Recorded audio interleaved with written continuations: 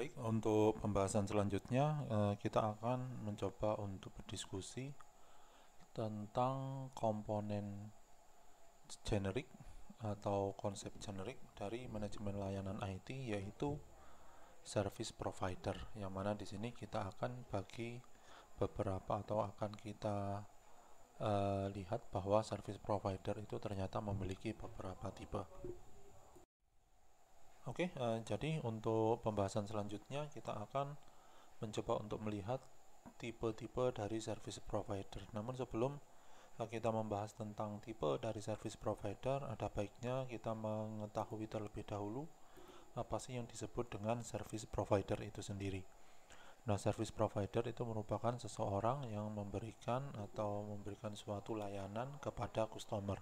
Itu yang disebut dengan service provider. Nah, sekarang ini orang yang memberikan suatu layanan itu bisa saja ada di dalam tim atau ada di dalam suatu organisasi kita, atau bisa juga service provider itu berasal dari luar organisasi. Contoh service provider yang ada di dalam organisasi yaitu misalkan di dalam suatu pemerintahan kota atau pemerintah daerah yaitu pemerintah kota maupun pemerintah kabupaten, akan ada departemen atau SKPD yang dinamakan dengan SKPD Kominfo, ya, yang mana SKPD Kominfo itu tugasnya adalah memberikan layanan IT kepada SKPD dan pemerintahan kota maupun kabupaten. Jadi SKPD Kominfo ini merupakan suatu dinas yang ada di dalam pemerintah daerah yang bertugas untuk memberikan suatu layanan IT kepada organisasi yang ada di atasnya atau organisasi yang setara atau selevel. Organisasi selevel berarti ke dinas yang lain, organisasi yang di atasnya berarti ke pemerintah kota maupun kabupaten atau pemerintah daerah. Nah, itu contoh dari suatu service provider yang ada di dalam organisasi. Kalau misalkan service provider yang ada di luar organisasi, itu contohnya sama seperti UB yang memiliki atau yang berlangganan internet kepada service provider tertentu.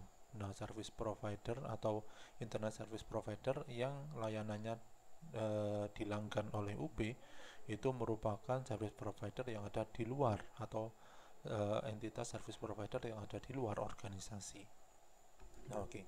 Sekarang kita akan coba untuk melihat terlebih dahulu tiga tipe dari service provider. Yang pertama adalah internal service provider, yang kedua adalah shared service unit, dan yang ketiga adalah external service provider.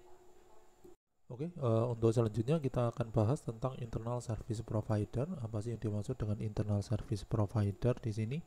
Internal service provider itu merupakan suatu penyedia layanan yang ada di dalam suatu bisnis unit di dalam sebuah organisasi, ya. Yang di sini kalimatnya adalah terembed, ya, terembed di dalam suatu bisnis unit pada sebuah organisasi. Nah, service provider ini itu eksklusif ada di dalam tiap-tiap unit bisnis pada sebuah organisasi.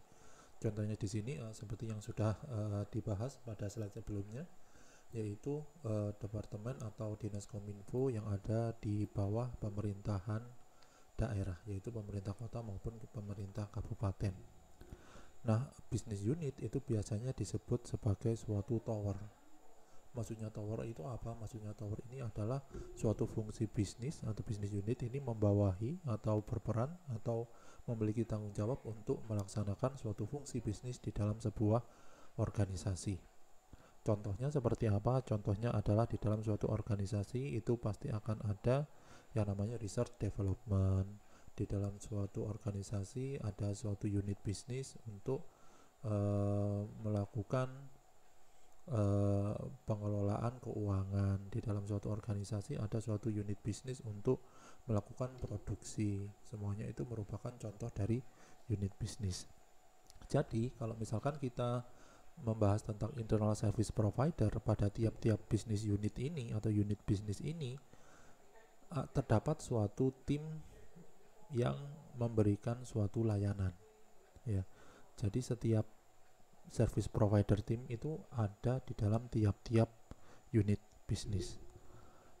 Pada struktur yang seperti ini, maka organisasi itu pada akhirnya bisa saja memiliki banyak sekali yang namanya service provider atau penyedia layanan yang ada di dalam, yang merepresentasikan atau yang ada di dalam tiap-tiap unit bisnis tentunya. Jadi kalau misalkan di dalam organisasi ada 5 unit bisnis, berarti ya ada 5 tim untuk sebagai penyedia layanan di dalam organisasi.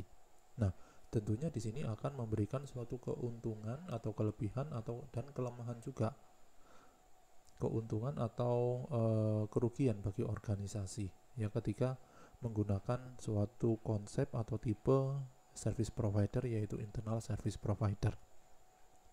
Keunggulannya apa? Pada struktur ini memungkinkan penyedia layanan untuk lebih paham tentang proses yang terjadi di dalam organisasi, tentang kebutuhan, tentang ekspektasi, tentang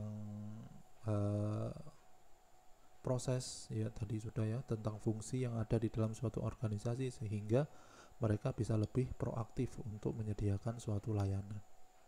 Nah, itu merupakan keunggulannya. Kelemahannya apa? Kelemahannya nanti kalau misalkan kita pahami bahwa tiap-tiap bisnis unit atau unit bisnis akan ada tim atau penyedia layanannya, maka di sini membutuhkan biaya yang sangat besar kalau misalkan ternyata ada banyak unit bisnis di dalam sebuah organisasi. Nah, itu merupakan kelebihan dan kelemahan dari tipe service provider, yaitu internal service provider. Oke, jadi tipe yang kedua yaitu shared service unit. Apa sih karakteristik dari shared service unit ini?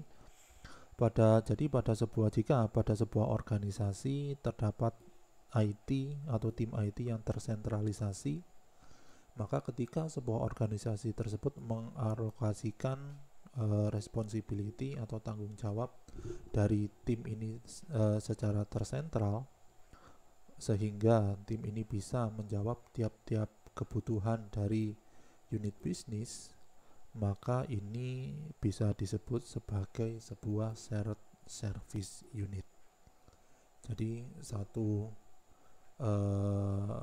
lembaga, satu tim itu akan menangani beberapa layanan yang ada di tiap-tiap unit bisnis. Tapi timnya ini tidak ada di tiap unit bisnis, tetapi tersentral, ada di dalam suatu departemen tertentu. Itu yang disebut dengan shared service unit.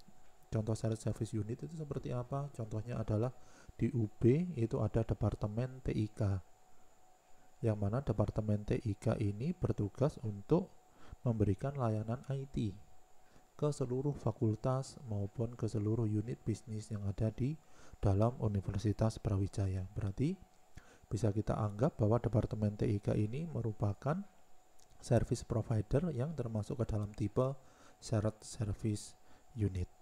Nah, tentunya ketika sebuah organisasi menggunakan tipe service provider atau penyedia layanan secara shared atau secara sharing atau berbagi pakai, maka akan ada kelebihan maupun kelemahannya, ada keuntungan atau kerugiannya. Nah, keuntungannya apa? Keuntungannya itu lebih ekonomis dibandingkan dengan yang sebelumnya, yang sudah kita bahas sebelumnya tadi. Lebih ekonomis dibandingkan dengan internal service provider. Karena dengan menggunakan sentralisasi, maka sumber daya itu akan lebih teroptimisasi, infrastruktur juga lebih teroptimisasi, dan aplikasi itu juga lebih teroptimisasi karena berada di dalam satu cakupan departemen. Sedangkan kelemahannya apa? Kelemahannya di sini itu adalah tidak ada yang namanya layanan atau penyedia layanan yang ada di dalam unit bisnis, sehingga kalau misalkan ada kebutuhan dari suatu unit bisnis tertentu, maka tidak bisa secara tanggap untuk menyediakan solusi terhadap kebutuhan unit bisnis tertentu. Sehingga di sini akan menimbulkan atau berimplikasi ke dalam munculnya suatu gap antara ekspektasi yang diharapkan dengan realitas yang terjadi. Sehingga kemungkinan akan terjadi suatu ketidakpuasan terhadap layanan itu menjadi semakin tinggi, menjadi lebih, bukan semakin tinggi ya, tetapi menjadi lebih krusial ya, menjadi lebih krusial. Nah, itu merupakan kelebihan dan kelemahan ketika organisasi menggunakan shared service unit.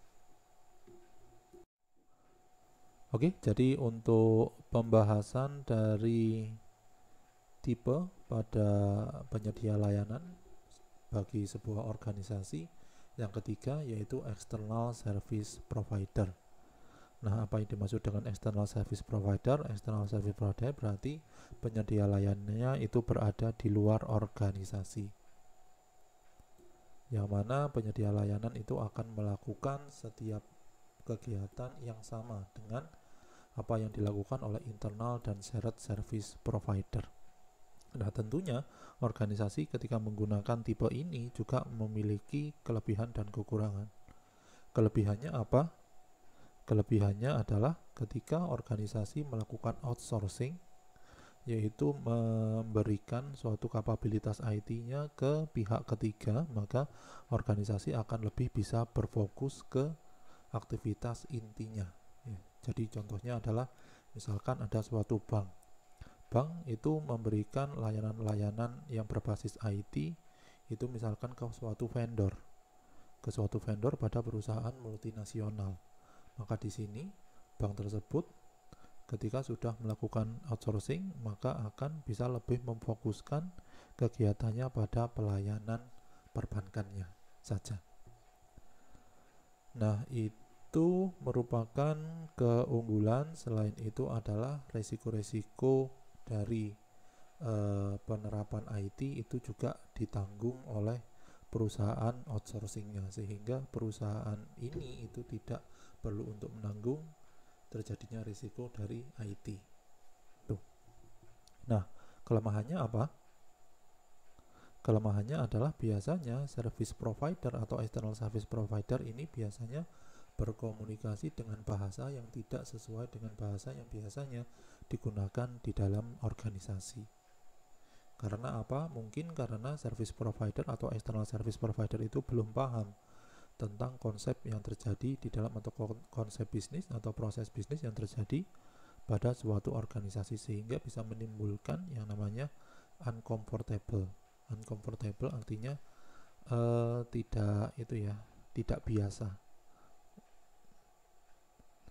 atau sesuatu, menimbulkan sesuatu yang janggal bagi orang-orang yang ada di dalam suatu organisasi itu. Nah, itu merupakan kelemahan ketika diterapkan external service provider. Nah, tadi merupakan contoh atau pembahasan tentang tipe-tipe dari service provider. Jadi kita sudah mengetahui bahwa ada 3 tipe service provider atau penyedia layanan. Yang pertama adalah internal, yang kedua adalah shared service provider, dan yang ketiga adalah external service provider.